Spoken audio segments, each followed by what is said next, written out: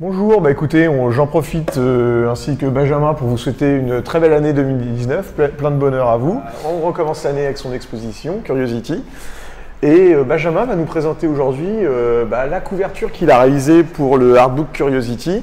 Alors Benjamin, ma première question, quelle est la difficulté pour toi de faire un très très grand format comme ça, parce qu'à ma connaissance tu n'as fait que 3. Oui, j'en ai fait que 3, puis à ta demande, parce que oui, c'était à l'origine, je ne pensais pas travailler aussi grand, mais j'ai voulu m'y confronter. Je m'étais confronté une première fois à ça pour Alice au Pays des Merveilles. J'avais fait un grand format qu'on avait fait pour le livre et pour Christie's, et ça m'a en fait ouvert tout un champ de possibles, tout un champ de nouvelles possibilités au niveau technique. Et c'est ce que j'ai voulu lorsqu'on a commencé à parler d'un livre qui retracerait tout mon travail, un artbook. Je me suis dit que j'aimerais justement le ponctuer comme ça de grandes pièces qui permettraient vraiment de rentrer en fait dans la matière et d'avoir un travail autour de la matière complètement différent. Et est-ce que pour toi c'est à l'aise quand tu travailles en même temps pour un livre, est-ce que c'est à l'aise pour toi de passer des petits formats d'un livre? En plus c'est relatif les petits formats, quand on voit les originaux de Frida Kahlo, ils sont très grands, mais est-ce que pour toi c'est facile de passer de l'un à l'autre?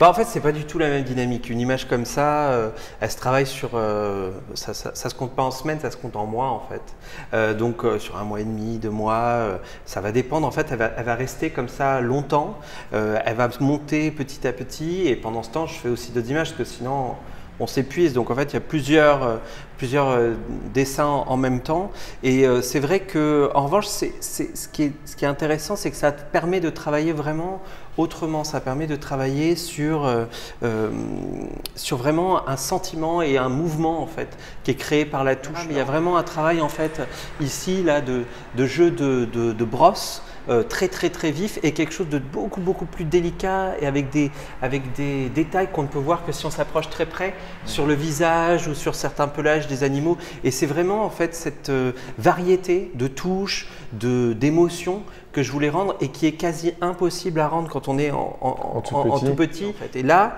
ça permet en fait d'avoir vraiment différents niveaux de lecture. Et c'est vraiment ce que je voulais pour cette image, parce que cette image aussi, elle représente à la fois tout le livre et beaucoup d'éléments thématiques de mon travail. Comme on peut voir dans l'expo, on travaille sur le blanc, la neige, le renouveau. On parle là d'une nouvelle année, mais on parle pour moi d'une nouvelle page qui se tourne, parce qu'en fait c'est après 15 ans de travail. On démarre sur un nouveau chapitre et une nouvelle page. Donc tu avais cette idée du blanc, et de recréer en fait de la matière à partir effectivement du blanc du papier. Mais aussi dans cette image, il y a plein d'autres thématiques. Il y a la thématique de l'étrange comme tu l'as dit, mais il y a aussi la thématique des animaux, a fortiori qu'on voit. Il y a la thématique du conte, parce qu'en fait c'était un personnage qui est issu de Blanche-Neige que j'ai réinterprété ici. Il y a la thématique aussi du renouveau, de la métamorphose avec les papillons qui sont un peu symboliques ici. C'est la métamorphose, ou il y a aussi le côté éphémère, ou vraiment il y a plutôt les côté deux. métamorphose? Il y a aussi le côté éphémère bien sûr de la vie des papillons. Le blanc c'est une couleur, enfin c'est une valeur qui pour nous représente la pureté, mais par exemple au Japon traditionnel ça représente la mort. Donc il y a les deux qui sont induits dedans, et c'est vrai qu'en fait dans cette image c'est un peu la clé pour rentrer dans le livre et explorer chacune des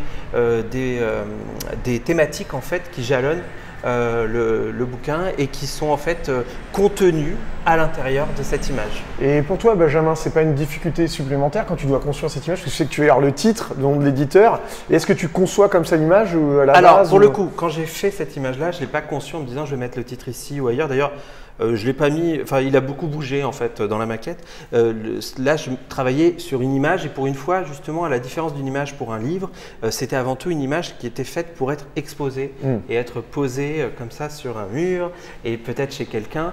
C'était ça en fait le but quelque part de cette image. Donc je ne l'ai pas du tout composée en pensant à la typographie, je l'ai composée en pensant à ce qu'elle allait donner comme ça, et je savais qu'il allait avoir un cadre blanc comme ça, je savais voilà, les éléments en fait qui allaient être perçus. Et est-ce que c'est épuisant pour toi une pièce comme ça? C'est un marathon, non? J'en ferai pas tous les jours, j'en ferai pas tout le temps, je ferai jamais un livre avec que des images comme ça. C'est vraiment, voilà, j'en ai fait 4 là, j'en referai pas, voilà, de sitôt quoi. Donc, merci en tout cas, merci beaucoup Benjamin. Merci à toi. Et bonne année à tous. Bonne année encore.